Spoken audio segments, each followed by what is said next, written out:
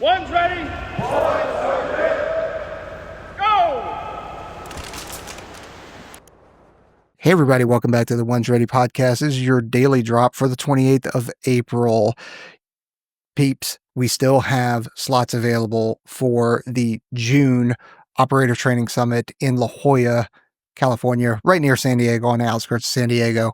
That is 21 and 22 June. Slots are still available. If you are interested, email me at jared@onesready.com, or you can leave a comment on this video and we'll get you added to the group chat. Has all the details, and then you can secure your spot that way.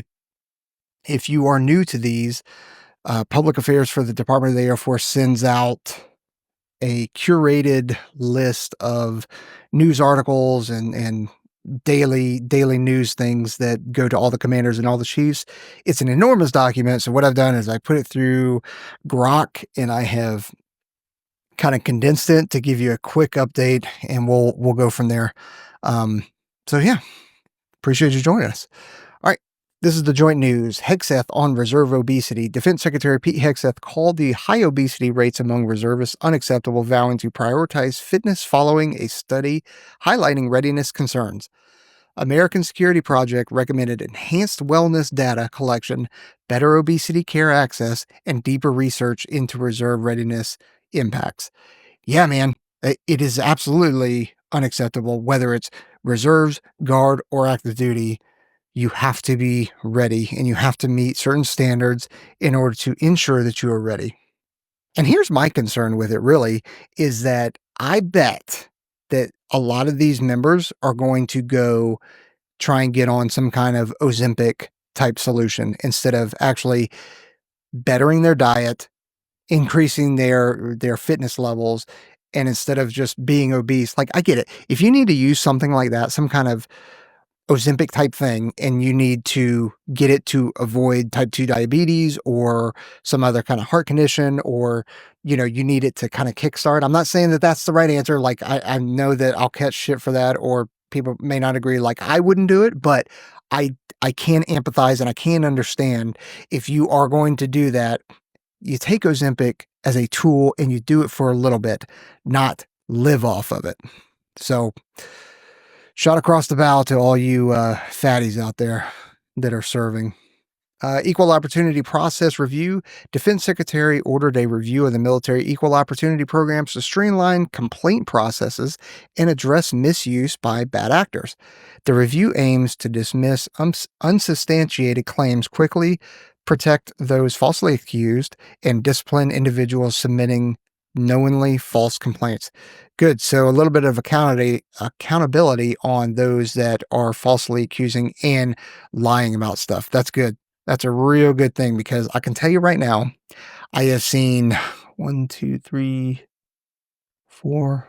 Okay, so at least 5 cases in the last 5 years. No, 5 cases in the last 3 years of complete falsification of accusations that involve either equal opportunity or sexual assault. So, like, that stuff does happen, and I have no data to back it up, but in my opinion, from what I've seen, it outweighs the stuff that is actually happening. But, take that for what it is.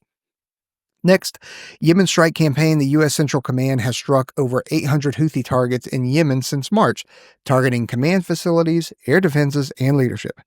The strikes have reduced Houthi missile attacks by 87% and drone attacks by 65%, countering their plan for Red Sea shipping assaults.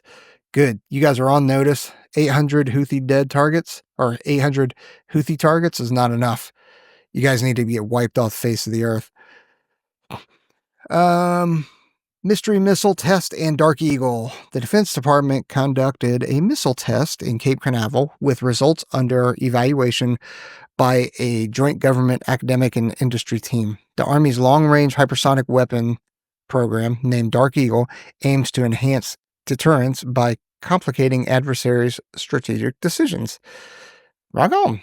Next, undersea cable vulnerabilities. Sabotage of the seabed communications cables by China and Russia threatens Indo-Pacific security, with Admiral Paparo noting Chinese attempts around Taiwan. Proposed countermeasures include shows of force, redundant networks, and autonomous underwater vehicles for monitoring and repair. To think that, and I know it's wild, like, of course this is it, but there's these enormous freaking cables underneath the ocean, and all it would take is, I mean, granted, these things are huge, but all it would take is some demolition, or think of the Nord Stream pipeline, right? And then all of a sudden communication is severed, and millions of communication points, transactions in terms of, card swipes and that kind of stuff. Like it's a like, it's a wild thing, and it's extremely vulnerable because the ocean is way too big for us to monitor anyway. Because if it wasn't, then Nord Stream pipeline, using that as an example again, wouldn't even happen. So yeah. Anyway, Air Force news: Airman death at Aviano. Tech Sergeant Clemente Velasco, a maintenance operations controller at Aviano Air Force Base, Italy, died. With the cause under investigation, the 31st Fighter Wing is prioritizing support for those affected by Velasco's loss, mourning a valued team member. That's unfortunate. Sorry to hear that. Musk in Air Force interview. Elon Musk was present during the interview for the Air Force Secretary nominee Troy Mink, raising concerns from Senators Warren and Duckworth about potential SpaceX favoritism. Mink, a National Reconnaissance Office official, described his relationship with Musk as strictly professional. Anything that comes out of a politician's mouth, whether it's a Democrat or Republican or independent, is worth dog poop. So I don't care what Senator Warren or Duckworth has to say. They aren't worth the poop, the dog poop that's on the bottom of my shoe right now. And there is dog poop on the bottom of my shoe, and it stinks, and I can't get it off because it's stuck in the tread of my shoe. So that's what Senator Warren and Duckworth are, as well as every other politician. F-35 deployment at Kadena. A second F-35 squadron from Hill Air Force Base joined rotations at Kadena Air Force Base, Japan, alongside units from Eielson and Seymour Johnson. The deployment follows Vermont and Air National Guard's return, strengthening the base's modern fighter presence. Go get some, boys. Enjoy yourself over there. That's a lot of iron that is deployed. I don't know what that means. I'm just saying that there's a lot of iron deployed in the Pacific right now. So, right on. Cancer concerns at Malmstrom Air Force Base. An independent study found missileers at Malmstrom Air Force Base diagnosed with non-Hodgkin lymphoma at younger ages than the general population. The Air Force is conducting its own cancer study, but Global Strike Command has not responded to the findings.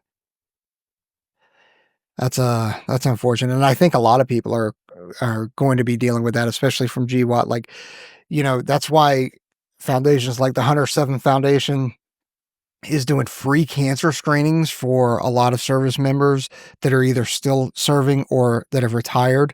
Those kind of organizations are the ones that are, screening earlier because, TRICARE and a lot of medical facilities and insurance won't pay for early screening because your chances are decreased. But at the same time, if you have been exposed to a lot of things like a lot of service members have, you do tend to, you have that requirement to get screened earlier and more often to try and catch it earlier. Air Force Academy Cyber Center. The Air Force Academy opened the Madeira Cyber Innovation Center, a $68 million facility to train cadets in cyber warfare, funded by philanthropy and military construction. The center aims to maintain U.S. competitive advantage against adversaries. Dude, $68 million in philanthropy and military construction? Like, whoa. I wonder what that split is between philanthropy and military construction. I mean, good on them. I'm glad they got it. I just, like, military construction in the DoD right now is just kind of been at a halt, or it's very minimal. So I'm just kind of surprised by that. Stunt pilot crash details. Aerobatic pilot Rob Holland was in contact with the control tower before his fatal crash during the routine landing at Joint Base Langley, Eustis, the National Transportation Safety Board is investigating the incident involving Holland's maintenance aircraft maintenance. So somebody put in the comments, so I do appreciate you doing it, that you were there and that you heard that it was or that from the investigation that he had a heart attack or something like that and then hit the ground. So thanks for commenting, thanks for updating us. And then still that's tragic and that's sad to hear.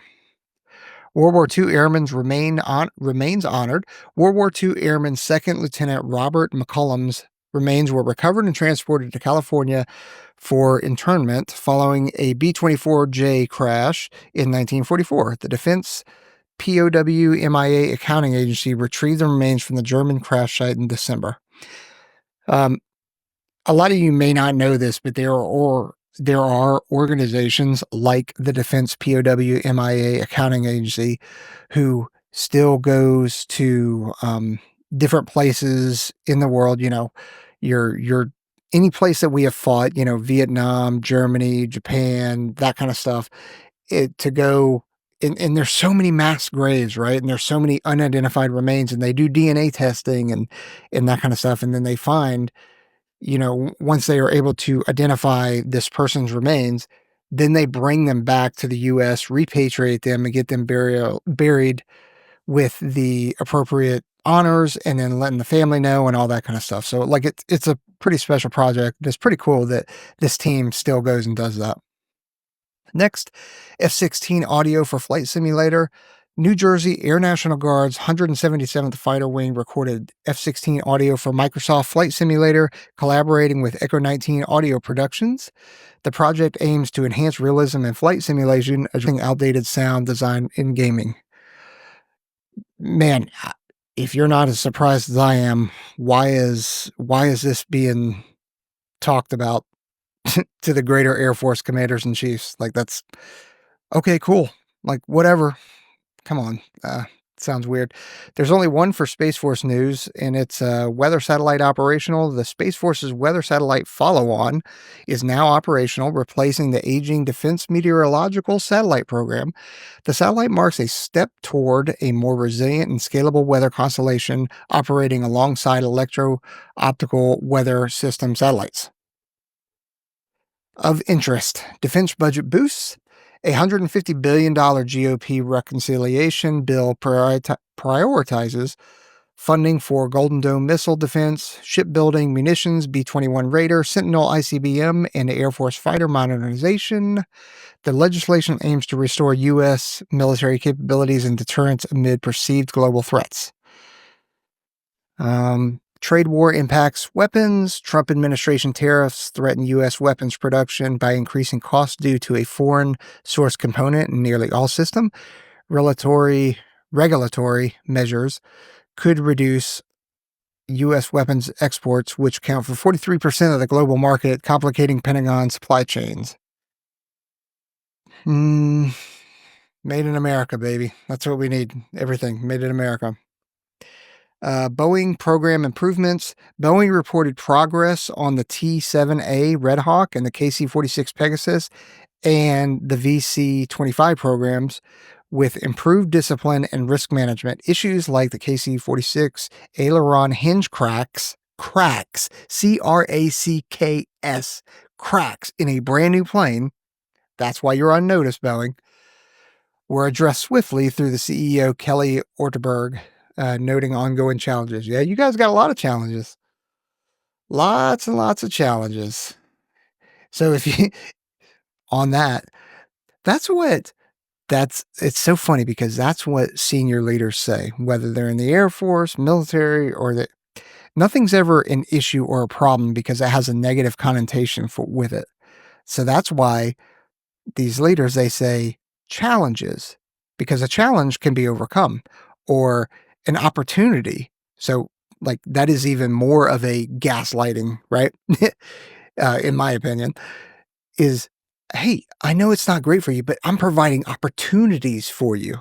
Like, even though these are opportunities that you don't like or aren't good, So it's kind of a funny thing. Anyway, I'm looking at the rest of these, and it's 2 more on the Signal chat, and I really don't care, and you guys are tired of hearing it too. So, I'll finish reading tomorrow's if it happens to have Signal chat stuff in it, but, like, whatever, man, I'm tired of hearing about that stuff. So, alright, thanks for everything you guys do. Appreciate you being here. Don't forget to like, subscribe, hit that notification bell. Light up.